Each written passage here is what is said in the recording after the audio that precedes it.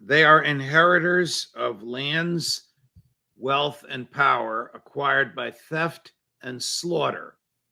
It is the biggest welfare state joke in the history of the world. All their costumes and rituals taxes the British people, and the British people who don't call themselves citizens, they call themselves subjects. They have made their subjects themselves subjects, and they accept this. The monarchy should be abolished, and its wealth should be distributed to the poor and to the taxpayers. It is an absolute disgrace that it can milk the country dry, both of liberty, property, and wealth. But all they are is really a symbol of everything else. The monarchy, again, they don't pee or poo. They're much above us. God gave them their nobility. Again, everything they have is stolen. Correct.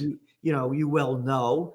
How about that diamond that the queen wears in a crown over there, where they got that from controlling India for over 200 years? Robbing trillions of dollars, killing millions of people all over the planet. The sun never sets on the British Empire. But what the importance of this is that this is a symbol of society. Just as they roll out the red carpet, and you said dress them up in the costumes, they do the same crap when the prime ministers, the presidents, and the chancellors show up. They roll out the red carpet, and all these clowns dress up in the uniforms and salute them. And we are supposed to look up to, quote, dignitaries. We're just pieces of crap. We're just plantation workers of Slavelandia. Well, we shouldn't take it anymore. And in America, both political parties have contributed to this, no matter who's in the White House, whether it's George W. or Barack Obama, or Donald Trump or Joe Biden. The president has way too much power. We show way too much obeisance to him. Presidents spend money however they want. Presidents kill whoever they want. Presidents start whatever wars they want. Presidents have slush funds to spend. Joe Biden is beginning World War III in Ukraine by continuing to ship billions and billions of military hardware there. His intelligence community is feeding lies and exaggerations to the mainstream media, which repeat it over and over again. This is not the presidency that the Constitution authorizes. It's not the presidency that James Madison gave us. It's almost a form of royalty. Granted, it changes every 4 or 8 years, but the power and the obeisance is the same, no matter who it is and no matter which party it is. And that's exactly what I'm saying. It's that just how they pump up that we're supposed to bow to the queen and the king. Who are you kidding? Who are you kidding? How dare you say this? I don't count. They're better than me. This is what they're doing. They're royalty. They make the presidents, all of these people, from the king, the queen, down to the presidents, prime ministers, and chancellors, down to the governors, the senators, and the congressmen, even to the mayors. Yes. And the assemblymen and assemblywomen. They make up this crap that they're better than we are. They're royalty. They're royalty, and we have to obey them. And so when you're going back to the system and how you began talking about how the government and the corporations are all working together, they're all against us. They're only in it for them. We don't count.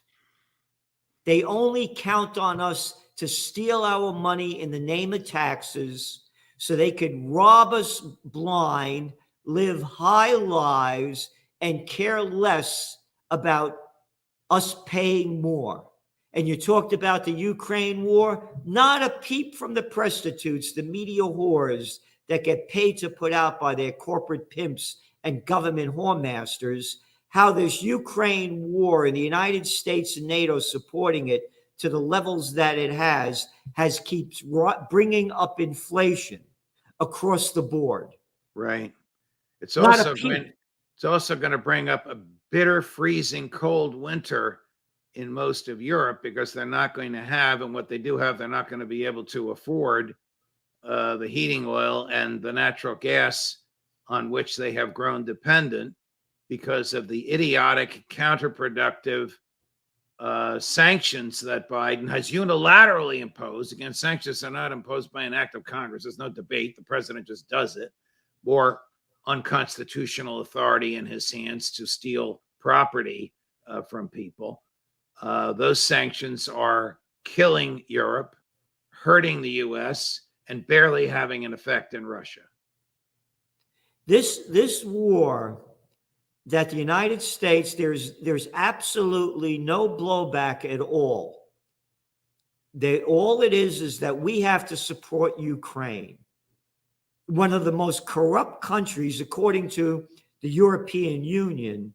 It is the most corrupt country in Europe for decades. Oligarchs run it. This clown boy that played a comedian on TV that became president, as he played the president of TV on a sitcom, very tied into the oligarchs, and with a track record of a lot of dough and a lot of money all in a lot of places, is now this guy is elevated as though he is one of the most brilliant, patriotic people in the world that we have to support. This isn't what America was founded upon.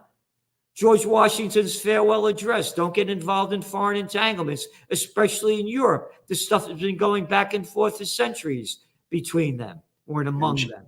And John Adams: don't go around the world looking for monsters to slay, because there will be no end to your search. And instead of delivering liberty, you'll be delivering force.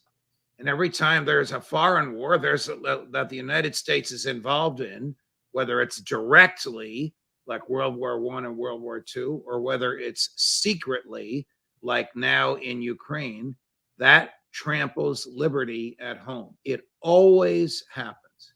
What will Joe Biden do when the Russians are about to overrun Kyiv? Will he introduce American troops there? Will NATO enter Ukraine? Then we really will have World War III. These people really think that the Ukrainians can beat back the Russians? I'm not talking about justice. Putin's a butcher.